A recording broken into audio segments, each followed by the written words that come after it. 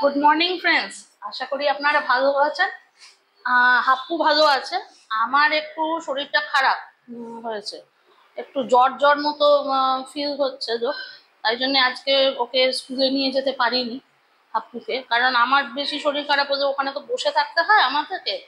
তারপর আমি ভাবলাম আমি যদি আবার শরীর বেশি খারাপ হয়ে যায়, ওকে নিয়ে আসাটাও মুশকিল হবে, একা একা তো নিয়ে আসতে পারবো না। সেই জন্যে ওকে আজকে স্কুলে নিয়ে যাইনি, ও বাড়িতেই রয়েছে। আর কি বলবো, রান্না সেরকম কি করব এখনো ভাবিনি, ভাবছি একটু খিচুড়ি করে নেবো, হাপ্পু আর আমার হয়ে যাবে। কারণ বেশি কিছু খেতে মানে রান্না করতেও ইচ্ছে করছে না, বুঝতে পেরেছেন তো। হাত পায়ে খুব ব্যথা।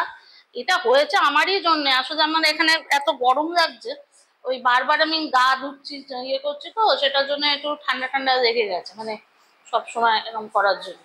যাই হোক, তা দেখাই আপনাদের হাপ্পুকে কি করছে। ওই যে হাপ্পু দুষ্টুমি করছে অ্যাজ ইউজুয়াল। এই দেখুন খেলনাপাতি এখানে রেখে দিয়েছে, এই যে সব কিছু ইয়ে করেছে।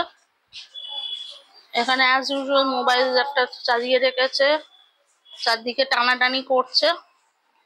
ওই যে হাপ্পুর আবার সামনে পরীক্ষা আছে, জানি না হাপ্পু তাতে কি করবে। 22 তারিখ হাপ্পুর পরীক্ষা, 22 তারিখ থেকে 27 তারিখ। তা বোঝা যাচ্ছে না কি করবে। ও তো এমনিতে লিখতে চায় না, তা কি আর করবো। ওই হাত ধরে লেখা যায়, লিখে নেয়, না হলে তো লেখে না, সেটাই ব্যাপার। আর জামা কাপড় ধোয়া টোয়া আমার যেগুলো ঘরের কাজ সেগুলো মোটামুটি হয়ে গেছে। আমি তো বারান্দাতেই দিই, আপনারা দেখতে পাবেন। ওই যে বারান্দাতেই জামা কাপড় দিয়েছি।